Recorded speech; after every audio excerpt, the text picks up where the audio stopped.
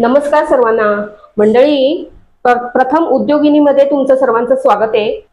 तुम्हाला कळलं असेलच, आज आपण अशाच एका मैत्रिणीला भेटायला आलोय. तर त्यांचं काय काय उद्योग करतायत त्या घरी त्यातून, तर ते आपण त्यांच्याशी गप्पा मारत मारत विचारणार आहोत. तर प्रथम ओळख करून घेऊया त्यांची. नमस्कार ताई. नमस्कार. तुमची ओळख करून द्या परत पहिलं. मी सौ उमा धनाजी गायकवाड. आणि तुमचं गाव? मी मूळची सातारची. सातारा. हा, नोकरीनिमित्त मिस्टरांच्या नोकरीनिमित्त इथे पुण्यात स्थायिक झालेलो आहोत.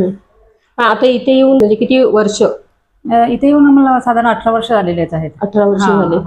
आणि हे सगळं तुम्ही जे करायला सुरुवात केली ना, तर ते केव्हापासून, म्हणजे त्याला किती वर्ष झाले? याला ऍक्च्युली लॉकडाऊन पासून म्हणजे केकला सुरुवात केलेली. सुरुवातीला केक पासून सुरुवात केलेली. आणि कुकिंग हा माझा पॅशनच होता. अगोदर मी म्हणजे फॅशन डिझायनर होते. आणि नंतर मग त्या लॉकडाऊन नंतर काय असं अचानक आवड निर्माण झाली, छान रिस्पॉन्स मिळायला लागला किंवा असं करत करत ते हे झालं. म्हणजे फॅशन डिझायनिंगचं अगोदर तुमचं लग्नापूर्वी झालेलं होतं का? हा, लग्नापूर्वी झालेलं. लग्नानंतर पण प्रोफेशनल फॅशन डिझायनिंग केलं. ते लग्नापूर्वी करत पण होता का तुम्ही मग? हा, नाही, हा, लग्नापूर्वी पण करत होती. लग्नानंतर म्हणजे प्रोफेशनल फॅशन डिझायनिंग कोर्स केला मी. अच्छा. मग काही कारणाने मुलांच्या थोडं हे केलं. मग नंतर कुकिंग तर पहिल्यापासून आवड हा प्रकार होताच, पण थोडा त्याला व्यावसायिक हे केलं. पण मग ते कसं तुम्हाला, म्हणजे ऍक्च्युली ना तुम्हाला आधी काय काय करता ते आधी पहिला आम्हाला सांगा. कारण तुमचं मला जेवढं कळलंय ते फक्त एकच नाहीये, त्याच्यामुळे तुम्ही काय काय करता ना ते सगळं आधी पहिलं आम्हाला सांगा. माझी स्पेशालिटी म्हणजे जिव्हाळ्याचा विषय म्हणतो किंवा अगदी जवळचा हे तर उकडीचे मोदक. उकडीच्या मोदक पासून मी सुरुवात केली. आणि मूळचीच सवय म्हणजे खूप म्हणजे स्वयंपाकाची आवड असल्यामुळे एक एक पदार्थ कसा पहिल्यापासून येत होते, जे येत नव्हते ते शिकत गेलो. हे यायलाच पाहिजे. त्याच्यामुळे बऱ्यापैकी असा कुठला प्रकार नाही की एक ती आवडच आहे की हा येत नाहीये तर तो कसा शिकायचा, त्याच्यात परफेक्शन कसं आणायचं ते खूप म्हणजे त्याच्यामुळे बऱ्यापैकी सगळ्याच बनवतो. असं नॉनव्हेज असेल म्हणा, व्हेज असेल म्हणा, किंवा सगळ्या टाईपच्या वड्या वगैरे नाही का. पण मग त्याच्या ऑर्डर वगैरे घेता? हो, जेवणाच्या ऑर्डर घेता? हो हो. हा, लेबर वगैरे आहेत मदतीला येतात. हो, म्हणजे छोटे पार्टी, छोटे. हा, हे असं ह्याच्यातूनच सुरुवात झाली. मग अरे म्हणजे छान बनवतात कोण, म्हणजे एकमेकीला रेफरन्स द्यायला लागले बाबा. तर समोरून जर आलं आपल्याला असं नाही का, तर मग ते चालू म्हणजे मोठ्या अशा नाही पण छोट्या बर्थडे पार्टी 100-100 लोकांच्या पर्यंत केलेलंच आहे, करतो. म्हणजे आताच आजही झालंय. म्हणजे इथे करून त्यांना दिलं जातं. अजून काय आहे मग? आता हे लाडू तर दिसतात होते. हे आज तरी सकाळीपासून हळूचे लाडू होते. हळूचे लाडू आज होते. लाडूचे सगळे प्रकार आहेत का? टोटल लाडू सगळे प्रकार आहे आपले. लाडू जसे असू द्या, पौष्टिक लाडू असू द्या, मेथीचे लाडू आहेत, कळी म्हणजे जे शेवचे लाडू, बुंदी लाडू, ऑल ऑन म्हणजे रवा लाडू, बेसन लाडू, जेवढे लाडूचे प्रकार आहेत ते सगळ्यात आहेत. म्हणजे जसे ऑर्डर येईल तसे त्यांना दिली जाते. आणि मग दिवाळीचं फराळ वगैरे पण? हो, त्यालाही लेबर असतात माझ्याकडे. हो हो, म्हणजे मोठ्या प्रमाणात आहे. ठीकठाक. ते हळूहळू वाढत चाललंय. उलट छान आहे ना. छान. आपल्या महिलांचं काय होतं, आपल्या पुरतं ते जास्त वाढवण्याचा प्रकार करत नाही. तुम्ही उलट वाढवलंय, खरंच चांगलंय. म्हणजे हे झालं. अजून फॅशन डिझायनिंगचं काय केलं मग पुढे? ते अजूनही आवड आहे मला. ते आता फक्त घरगुती हा प्रकार राहिलेला आहे नाही का, कारण आता हा व्याप जास्त झालाय. जरा कौटुंबिक म्हणजे हे वेगवेगळं असल्यामुळे आणि घरी लक्ष, म्हणजे मी मूळची सातारची असल्यामुळे ते जाऊन येऊन असतंच. शेती आहे का? शेती आहे, ऊस चाललं वगैरे सगळं असतं, ते जाऊन येऊन सांभाळायला लागतं. सासरे आर्मी रिटायर आहेत, 83 वर्षाचे आहेत. मी एकटी सून आहे नाही का. असं ते सगळं सांभाळत याच्यात आवड झाली आणि खुश आहे नाही का. गाव शेती सगळं सांभाळून सगळं करताय तुम्ही, खरंच छान आहे. पण मग हे जे तुम्हाला लॉकडाऊनच्या वेळेला तुम्ही सुरुवात केली ना, पण म्हणजे ह्याला आवड तर होतीच तुम्हाला. मग हे वाढलं, ऑर्डर प्रमाणेच वाढत गेलं की मी तर डिजिटल मार्केटिंग खरं सांगायचं फार कमी केलं होतं सुरुवातीला. नाही, अजूनही फार फक्त व्हॉट्सअप वगैरे त्याला काही कारण होती नाही का. आणि हे माउथ पब्लिसिटी वगैरे किंवा याच्याकडून त्याला सगळं जातं ना. आता मोदकाच्यात नाही म्हणलं ना तर संकष्टीला पण म्हणा आणि गणपती सुद्धा 1000पेक्षा पण जास्त ऑर्डर येतात, पण 1000च्या पुढची कपॅसिटी माझी नाही असं नाही का. केवळ मला 1000 पर्यंत दररोजचे मोदक असतात आमचे. 1000 हो हो रोज. आणि घरी असं कुठल्याही मशीनचा वापर नाही. जे काय आहे सगळं हँडमेड हाताने हातवळणीचेच आहेत. हे हाही प्रकार सगळा जो काय आहे तो सगळा घरगुती आहे. मूळचे तुम्ही सातारा. ऍक्च्युली आजकाल पदार्थ सगळ्या ठिकाणी केले जातात म्हणजे आवडीने, पण स्पेशालिटी कोकणातली आहे. हो आहे. ते तुम्ही कसं काय जमवलं म्हणजे मी मूळची सातारची तरी असेल तरी सगळा जन्म आणि लहानपण मुंबईला गेले असं, आणि काही काळानंतर मग लग्नानंतर वगैरे गावी वगैरे आलो. आणि असंच एक आवड म्हणतो ना की एक क्युरिओसिटी असते आपल्याला. हा पदार्थ जर दिसला छान लागला चवीला कुठे, आपण मी असा दिव्यागारला गेलो की तिथे खाल्ला नाही का उकडीचा मोदक बीचवर वगैरे, मग त्यावेळेला त्याच्याबद्दल एवढं कुतूहल की मी तिच्या घरी जाऊन बघितलं. जे विकणारी होती ना बीच वरती वगैरे नाही का, त्यांना पहिली रेसिपी विचारली आणि त्या बोलल्या नाही जवळपासच माझं घर आहे, तर बोलता बोलता मला प्लीज दाखवता कसं तुम्ही कसं करता. तिथून ती सुरुवात झाली. मग तिच्याकडून जाऊन बघितलं पहिला. आणि हे आपले उकडी बाकीचे आमचे मोदक असायचे ते तर आपण बनवतो, पण मूळच्या तिथून सुरुवात. तळणीचे मोदक इकडे तसे वापरले, कारण उकडीचे मोदक मी मुळात कोकणातली आहे त्याच्यामुळे मला माहिती आहे. ते पीठ जर केनवताना सुद्धा ते व्यवस्थित केनवलं ना मग ते व्यवस्थित होतं. सगळं व्यवस्थित जमलं पाहिजे मग मस्त. पण ते आता एक तुमचं चांगलं हात बसलंय. आम्ही तर वर्षातून एकदा गणपतीसाठी करतो कोकणातले. आता माझ्या कसं नेहमी फार लावून पण बघितलं ना, कारण ते बघायला लागतं मला. एका मिनिटाला माझ्या हातात तिसरा मोदक असतो. म्हणजे तेव्हा स्पीडने केलं तरच होते. तुमचं आता ते प्रॅक्टिस झाली ना चांगली, त्याच्यामुळे खूपच छान. ऍक्च्युली मी आले ना तेव्हा पण ह्या काम करत होत्या. मी प्रत्येक वेळेला बोलत असते की गृहिणी हाऊसवाईफ म्हटल्यानंतर घरातली आपली मुलं पण असतात. तुमची पण मुलं दिसली म्हणजे किती? माझा मुलगा 12th ला आहे आणि मुलगी 7th ला आहे. मिस्टर टाटा मोटर्सला इंजिनियर आहेत. आणि आज मुलगा माझा रत्नागिरीला गेलाय. त्याचे स्टेट लेवलला सिलेक्शन झालेलं हाय जम्पसाठी ऍथलेटिक्स मध्ये. तो नाशिकला भोसला मिलिटरी स्कूलमध्ये असतो. आणि मुलगी इथे पुण्यात विद्यानिकेतन. पण ही मुलं केवढी होती तेव्हापासून हे सुरू केलं तुम्ही? मुलगी तर लहानच होती अगदी माझी नाही का. हे साधारणतः मी 5-7 वर्षापूर्वीपासून चालू केलेलं आहे. त्यावेळी ती म्हणजे मुलगी 5-7 वर्षाची, मुलगा मोठा होता.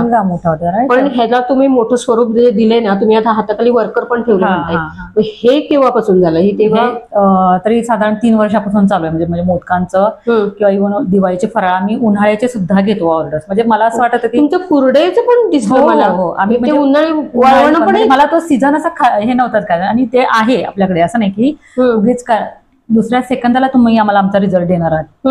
मग तेही जमतं तर तेही चालू केलं. मग त्याच्यामध्ये काय पापड? सगळं पापड नाही, पापड फक्त पापडला कुरडई असतं, सांडगे त्यालाही लेबर असतात. सांडगे मिसळीचे सांडगे असतात, कुरडई असतात, उपवासाचे पदार्थ आहेत, आणि आपले प्रेसचे पापड वगैरे असतात तांदळाचे, ते सगळे प्रकार असतात. असं मग त्याला पण तुम्ही कोणी ठेवले? म्हणजे ते प्रमाणच तेवढं असतं ना त्यामध्ये. तेच ना. आणि त्याला तर मागणी खूपच असते. वर्षाचे 12 महिने मागणी आहे त्याला. मसाले माझे सगळे घरी असतात. म्हणजे इव्हन म्हणजे माझ्या वैयक्तिक वापरासाठी मी कधीही विकतची डाळ वापरली. अच्छा, म्हणजे मसाले पण करताय तुम्ही? ते माझ्या म्हणजे घरगुती, म्हणजे ते सेलसाठी वगैरे. सेलसाठी नाही. ओके, अच्छा. पण मग हे पापड वगैरे जे आहे ना, हे तुम्ही किंवा हे जे तुम्ही बनवतात म्हणजे लाडू असतील तर ते तुम्ही म्हणजे ऑर्डर प्रमाणे देता की तुम्हाला असं एखादं स्पॉट तुम्ही म्हणजे दुकान वगैरे असेल मिठाईचं म्हणा किंवा असं त्यांना पुरवलं जातं कसं? रिसेलिंगसाठी जातात. म्हणजे माझे डिंकाचे लाडू आणि उकडीचे मोदक हे रिसेलिंगसाठी जातातच. ठरलेलंच आहे. म्हणजे अशी जर तुम्हाला व्यवसाय वाढवायचा आहे, जास्त काम करायचे, तर तेच तुम्हाला साखळी तयार करावीच लागते. पण मग तिथे हे सेल करणं म्हणजे ते पोहोचवणं वगैरे ते काम कोण करतं? ते पोर्टर पोर्टरने सेंड करतो. कधी ते लोक येतात. जसे सिच्युएशन असेल तसं आपल्याला हे करावं लागतं. आणि त्यांचे शिपिंग चार्जेस लागत असतील ना? शिपिंग चार्जेस वगैरे लागतात. शिपिंग चार्जेस त्यांच्याकडे असतात, कारण की जवळ आपण म्हणजे मग त्याच्यातून काही फार हे होत नाही ना. पण खूप लांब पर्यंत, अगदी नांदेड सिटी असते इकडे, लांब पर्यंत ऑर्डर जातात सगळ्या. पोर्टरने वगैरे जातात सगळे. हे तर चांगलं. बरेच जण वापर करतात याचा की, आणि फास्ट पण जातं ते. सेफ असते, फास्ट असते. त्याच्यामुळे खूपच छान. आता आपण एवढं विशेष करून मैत्रिणींनो, तुम्हाला तर असं नुसतं बोलणं आवडत नाही, नुसत्या गप्पा आवडत नाही, तुम्हाला काहीतरी बघायला आवडत असतं. मग त्यांची पण स्पेशालिटी आज आपण बघणार आहोत. काय दाखवणार आहे आम्हाला आज? आज जो माझा जिव्हाळ्याचा विषय आहे किंवा खूप अगदी जवळचा विषय तो उकडीचे मोदक. उकडीचे नक्कीच उकडीचे मोदक. वा, आपल्या याच्यावर झाले नाहीये बरोबर उकडीचे मोदक. तर चला बघूया.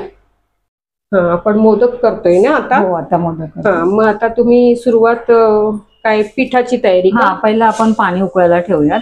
जेवढं पिठाचं प्रमाण आहे त्या प्रमाणातच पाणी द्या. पातेलं गरम झालेलं आहे चांगलं. गरम झालं ते एकदम फोडणीसारखं पडलं. हा, गॅस अगोदर चालू.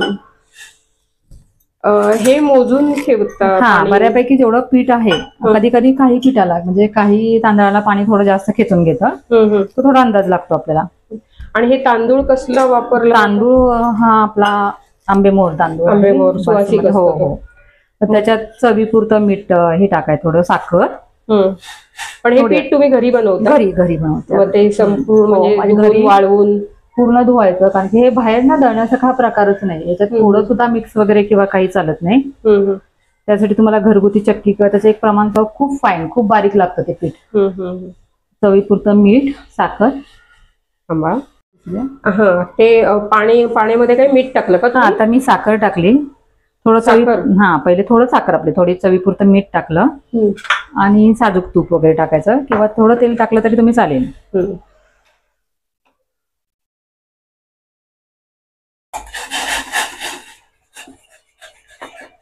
पाण्याला छानशी उकळी आली. आता हे तुम्ही थोडे करून दाखवते? थोडं प्रमाण घेतलंय मी. नेहमी आमचा मोठ्या पातेल्यात असतो नाही का, त्याचं यंत्र म्हणजे नाही कसं हाटणी वगैरे पण सगळं घेतात. आता पाण्याला ज्यावेळी चांगली उकळी येते त्यावेळी गॅस थोडा कमी करा किंवा पीठ टाका पूर्ण आणि मग गॅस कमी करा. पाणी थोडं वरती आलं की असं बंद केला तरी चालेल गॅस आता. आणि हटून गॅस व्यवस्थित.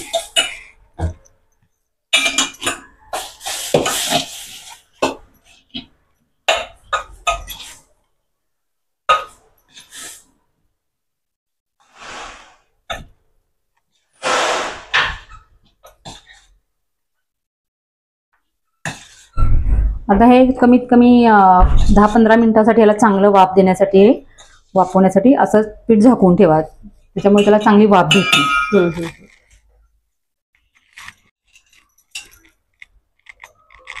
हे आपण असं झाकून ठेवलं.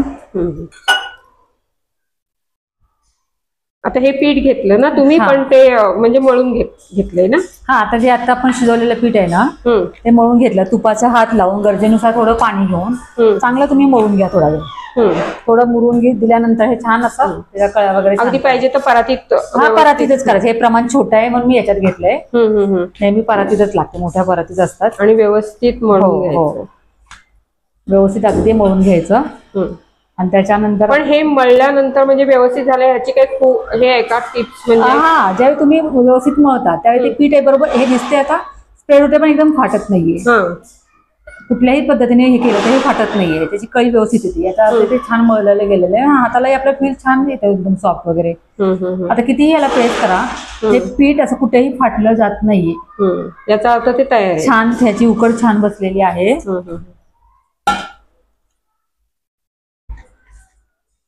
आता आपल्या आवडीनुसार याचे एवढे लिंबा एवढे गोळे करून घ्या.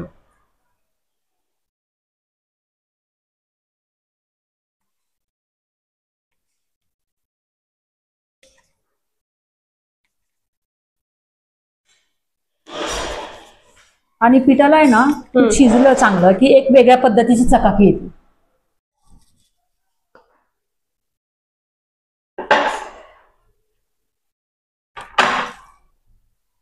अशा पद्धतीने प्रेस करून घेतलं की तुम्हाला एकसारखी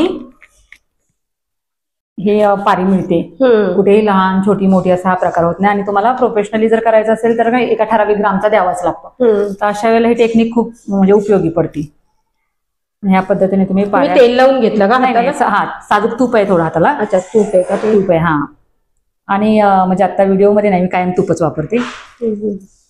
हेच करणं महत्वाचं आहे. तुम्ही हाताने करताय ते. अशा पद्धतीने याच्या नाजूक पाऱ्या तयार झालेल्या, कळ्या तयार झालेल्या आहेत.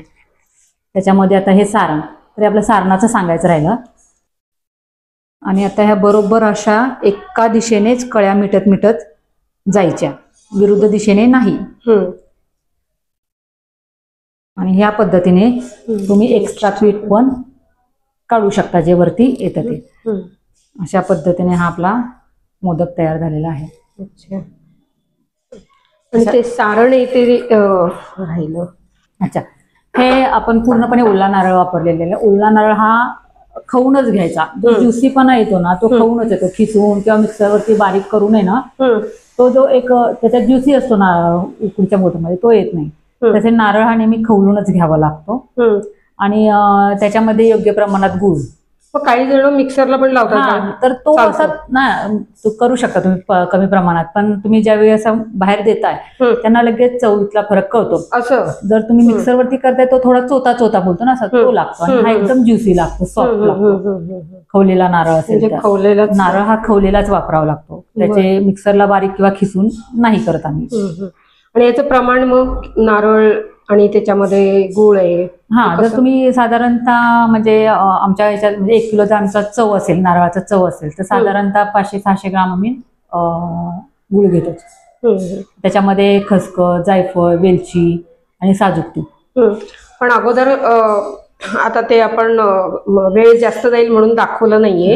पण पहिलं म्हणजे सगळं एकत्र नारळ गुळ परतून घेतो आपण. गुळ परतून घ्यायचा. ओके. गुळ परतून त्यामध्ये थोडंसं तूप टाकून ते थोडं पातळ करून घ्यायचं. गुळ पूर्ण वितळला गॅसवर की त्याच्यात तुम्ही नारळाचं चव आणि तो हार्डली 3-4 मिनिटं जरी परतला तर भरपूर झालं. त्याच्यात तुम्ही वेलची पूड, जायफळ पूड बारीक करून टाकायची. अच्छा. आणि मग नंतर म्हणजे गॅस बंद करून जायफळ नंतर टाकायचं. हो. पण हे किती वेळ खोबरं टाकून जास्त वेळ हे नाही करायचं का? खूप वेळ नाही. त्याच्यातला ओलावा जर थोडासा ऍब्झॉर्ब व्हायला पाहिजे नाही का, थोडंसं ते बरोबर त्याच्यातल्या पाण्याची वाफ होते ते 3-4 मिनिटात होतं. पण खूप वेळ काय परतायची गरज नसते याला. बरं. जास्त वेळ नाही परतायची. आणि आता हे ते तयार आहे. हे सारण आपलं तयार सारण आहे. त्याच्यामध्ये काही असं ड्रायफ्रुट्स वगैरे टाकायची गरज नाही. ड्रायफ्रुट्स वगैरे तुम्ही टाकू शकता. सगळं म्हणजे व्हॉट एव्हर तुम्हाला जे आवडीचे आहे ड्रायफ्रुट्स ते टाकू शकता. प्रत्येकाची आवड रिक्वायरमेंट नुसार तुम्हाला घरी खायचे असेल तर तुम्ही टाकू शकता. कारण ते थोडस आपलं दाखवायचं राहिलं ना त्याच्यामुळे. आता हे तुम्ही आता मोदक थोडं करून घेऊन नंतर ते वाफवणार आहे ना? आता वाफवणार. आपण स्टीमरला पाणी गरम करायला ठेवलेलंच आहे. आणि साधारणतः 6-7 मिनिटं वाफ दिली ही अगोदर आपण उकट काढलेलीच आहे.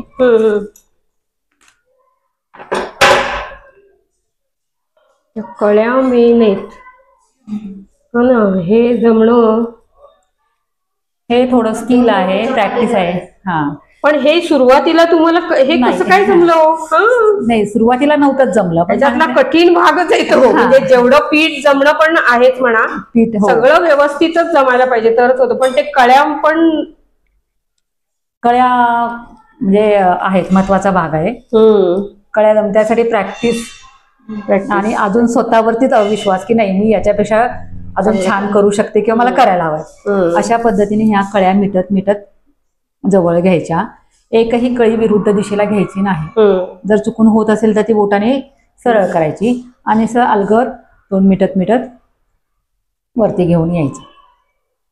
आणि जे राहिलेलं असं थोडं वरती एक्स्ट्रा पीठ अशा पद्धतीने गणपती बाप्पाची आवडते उकडीचे मोदक तयार. ना मस्तच. आणि साईज पण मोठी आहे. आणि ही साईज असते काय तो हातात बरोबर घेतला ना की आता मोजमाप करायची काही गरज लागणार नाही. म्हणजे हातात आता तुम्हाला ती प्रॅक्टिस झाली ना बरोबर. तुम्ही आता हे असं मशीनवरती ठेवलं, मोजायला जरी ठेवलं तर बरोबर तो त्या ग्रामचा भरतोच. अच्छा, थोडस तुम्ही पिठात बुडवून घेतलं? कधी म्हणजे नंतर 3-4च्या नंतर कसं हाताला चिपटू नाही वगैरे, हे गोल गोल फिरायला हवंय ना थोडं. हे आहे ना, हे एक स्किल आहे की तुम्हाला हा मोदक फिरता ठेवायचा आहे हाताला चिपटून. तो त्यामुळे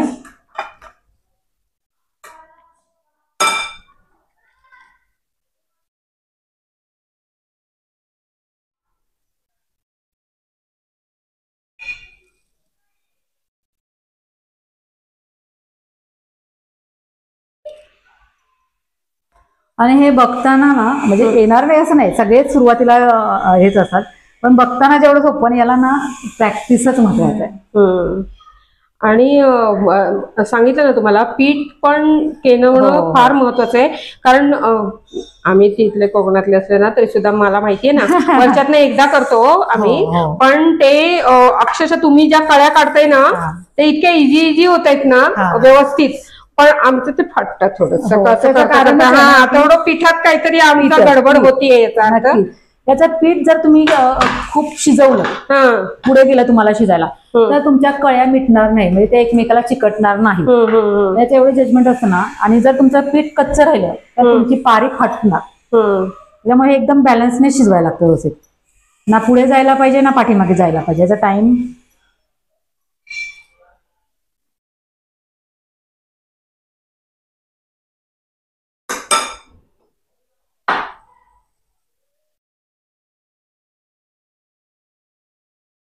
आणि पिठाला एक स्वतःची चव असते. मी म्हणेन सारण हे काय आपण जे जे टाकेल, ज्या ज्या पद्धतीने करेल तशात त्याला चव येईल.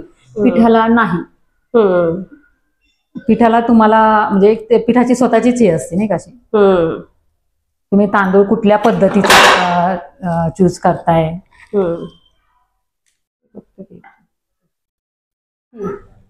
हे पाणी आहे ना, पाणी ठेवलेलं आहे उकळून तुम्ही घेतलंय ते आधी. पाणी उकळलं तर त्याच्यावरती आपण स्टीमर ठेवणार आहोत हे करायला. आणि अशा पद्धतीने हे ठेवून त्याला तुपाचा हात लावून घेतला, जेणेकरून खाली आपले मोदक चिकटू नाहीत. अगोदरच मी लावलेलं होतं. आणि अशा पद्धतीने आपले मोदक शिफ्ट करत जायचे. थोडे त्याच्यात अंतर ठेवायचं की थोडे फुगतात. ते उकडताना फुगतात, ते एकमेकाला चिकटू नये म्हणून काही ठराविक अंतरावरती व्यवस्थित ठेवून घ्यायचे. अशा पद्धतीने आपण हे ठेवलेले आहे. आणि त्याच्यावरती झाकण ठेवायचं आणि साधारणतः 7 वगैरे मिनिटं याला उलट ठेवलंय ते तुम्ही झाकण. ते मला म्हणजे मला सवय आहे की पटकन असं उचलता येतं ना. बरोबर. असं ठेवलं तर हे काढायला काय ते चमचा घ्या काय घ्या म्हणून मला अशी सवय आहे. आता हे किती मिनिटं ठेवायचं? 7 मिनिटात खूप होतं. 7-8 मिनिटं. आणि गॅस फुल फ्लेम वरतीच ठेवा, काही हरकत नाही. कारण जेवढी चांगली उकड त्याला बसेल, चांगली वाफ लागेल तेवढं ते पटकन आणि मऊ प्रमाणात होते. जर तुम्ही गॅस बारीक केला ना कदाचित तुमचा मोदक कडक होण्याची पण शक्यता आहे. त्याच्यामुळे गॅस फुल ठेवा. आणि आता तर हे सिंगल भांडे, ज्यावेळी आमचे 2-2, 3-3, 4-4 भांडे असतात त्यावेळी तर गॅस मोठा असणंच गरजेचं असतं. 7-8 मिनिटं ठेवायचं. हो, 7-8 मिनिटं ठेवायचं. बघू. अशा पद्धतीने आपल्या मोदकांना 7-8 मिनिटाची उकड छान बसलेली आहे. उकडून घेतलेले आहेत. हे पहा आपले गरमागरम वाफवलेले उकडीचे मोदक.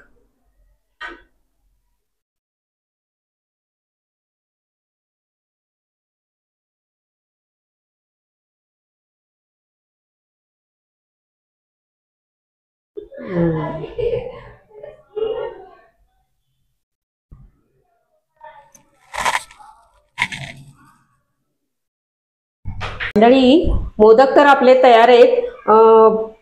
आणि छानपैकी त्यांनी खूप सुंदर पद्धतीने आपल्याला दाखवलंय. फक्त त्यांचं सारण आपल्याला दाखवता आलं नाहीये थोडा वेळेच्या प्रॉब्लेममुळे.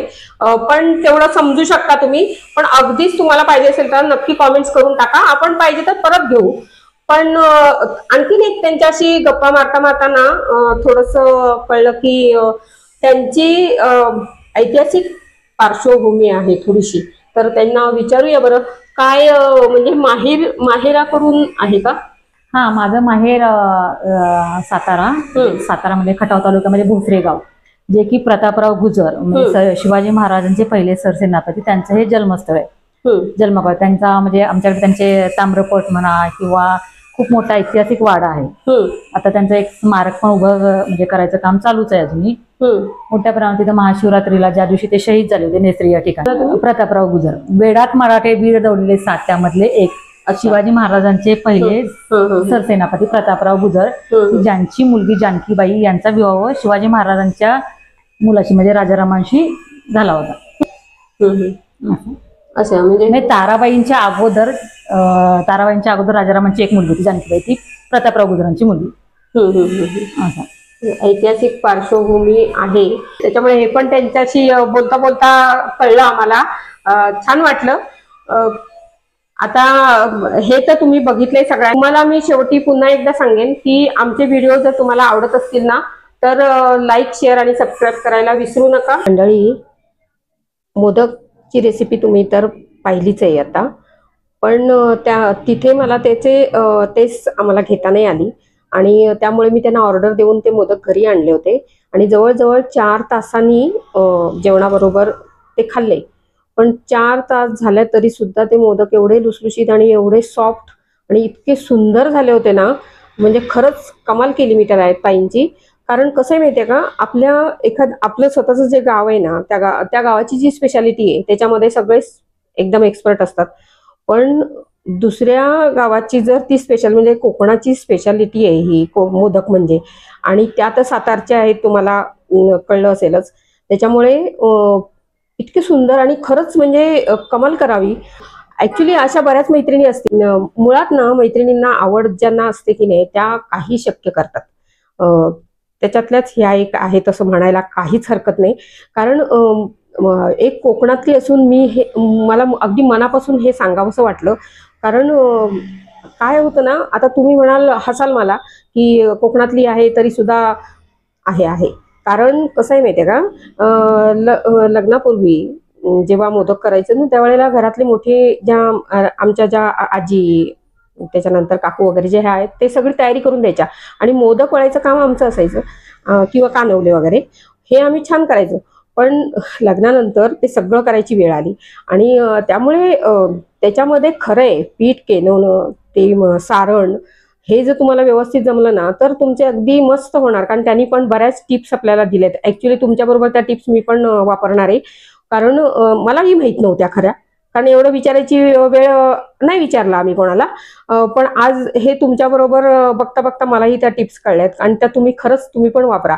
कारण त्यांनी अगदी छान पद्धतीने सांगितलंय आणि इतकं म्हणजे मानायला पाहिजे ना. कारण मला मुद्दामून मी कोकणातली आहे ना म्हणूनच मी तुम्हाला सांगते की त्याच्यामध्ये पीठ सुद्धा कळतं. अगदी ते तांदळाचंच पीठ आहे जे त्यांनी आंबेमोरचं सांगितलं आणि एकदम मस्त मस्त. ती लाती सुद्धा पारी जी होती ना ती सुद्धा पातळ मस्त व्यवस्थित होती.